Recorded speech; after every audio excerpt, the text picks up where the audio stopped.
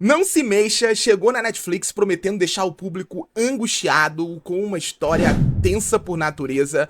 O típico filme de terror que a Netflix adora lançar. É um filme que ele parte de uma trama que é naturalmente convidativa. Mas a questão é, como essa trama é desenvolvida? O que se esconde por trás dela?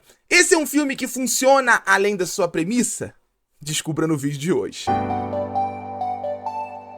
Essa é a história de Iris, uma mulher de luto, obrigada a lidar com uma trágica perda, que num dia em que ela chega no limite, ela cruza o caminho de um homem que no primeiro momento parece muito compreensível, que tenta confortar ela mesmo sem conhecê-la. É um completo estranho, que ela não sabia que esse homem, na verdade, era um serial killer e que ele iria injetar uma substância paralisante nela e que ela teria apenas 20 minutos para conseguir escapar antes do corpo entrar em colapso. E assim, quando você olha para essa premissa, você vai querer assistir esse filme. Ela parece realmente angustiante, é uma trama daquelas convidativas, e o filme ele tem a produção do Sam Raimi, que é um diretor assim, um mestre do terror moderno.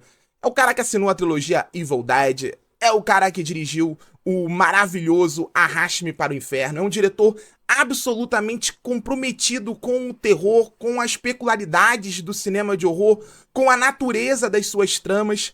E é por isso que Não Se Mexa me frustrou tanto, porque é impossível que um filme produzido pelo Sam Raimi seja assim tão, sabe, tão pouco comprometido com essa natureza, sabe, limitante da premissa. Porque o grande problema pra mim de Não Se Mexa tá na incapacidade dos diretores Brian Neto e Adam Schindler criar atenção a partir, sabe, desse elemento limitante, da incapacidade motora da protagonista.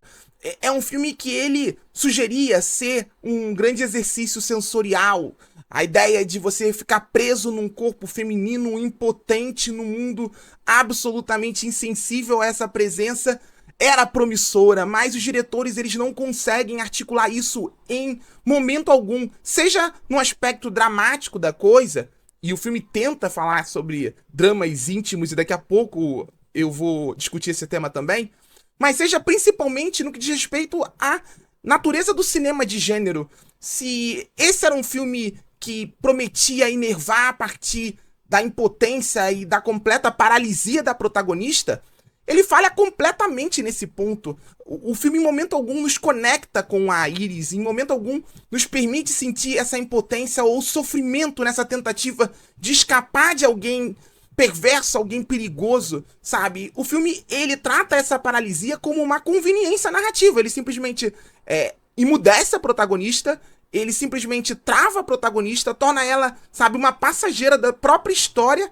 e a partir daí tenta criar o suspense e o terror, principalmente no olhar pro masculino, no olhar para essa figura do serial killer e na incapacidade dele lidar com essa mulher e a tentativa dela de escapar mesmo podendo mexer apenas os olhos. É muito frustrante como esse filme ele recorre ao clichê do sofrimento feminino enquanto um gatilho para um novo começo, e faz isso de uma forma absolutamente, assim, eu não vou nem dizer conservadora, eu acho que é um retrocesso total, porque nós vivemos um momento em que o cinema de horror, ele está 100% feminino, é um cinema de horror que se redescobriu dando voz a protagonistas femininas, aos dilemas femininos. Olha, eu poderia aqui gastar esse vídeo todo citando vários exemplos de grandes filmes de terror dos últimos 5, 10 anos, estrelados por mulheres. Mas esse filme aqui, embora tenha um protagonismo feminino que era muito promissor, ele simplesmente cala a protagonista, torna ela, como eu disse, uma passageira da própria história e não desenvolve nada a partir disso, mas o tempo todo os diretores e o roteiro estão tentando enxergar esse elemento dramático, sabe?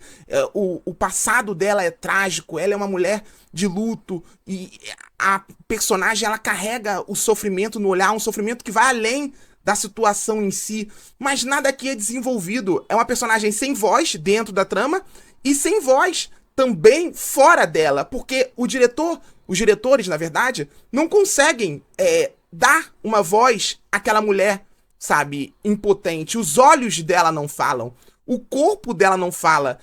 Em um momento do filme, pra mim é o melhor momento do filme, ela até tenta se comunicar com os olhos, mas a partir desse momento o filme esquece isso. É meio que como ela fosse totalmente sem voz, e isso pra mim é uma abordagem, assim, no mínimo contestável. Não Se Mexa, pra mim, só não é um desastre, porque o ator Finn Wittrock, ele tá muito bem como esse serial killer que ele é um personagem perverso, ele é um personagem doentio, mas ele também tem elementos humanos, ele é falho.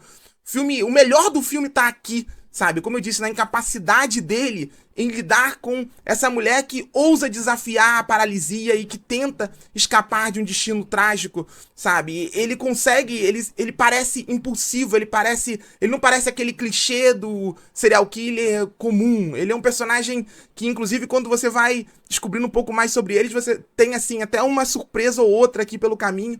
Mas, assim, eu acho que para um filme que está centrado na figura feminina, na figura de uma mulher paralisada, disposta a tudo para sobreviver e para, quem sabe, encontrar uma nova chance na sua vida, é muito frustrante que o melhor elemento desse filme seja o personagem masculino. E isso, pra mim, diz tudo sobre Não Se Mexa. É um filme preguiçoso enquanto cinema, absolutamente previsível, sabe? Já foram feitos vários filmes desse tipo, em que sofrimento feminino se torna, sabe, um ponto para um novo recomeço.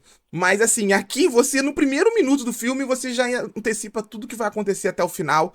E embora o clímax tenha, sabe, um pouco de senso de humor, de ironia, eu diria, e o filme ele tem alguns momentos gráficos que fogem da mesmice, tudo isso é meio que paralisado, de fato, por um filme que não tem ideia de como explorar essa limitação motora e que nos torna passageiros de uma experiência. Eu tenho que ser bem honesto.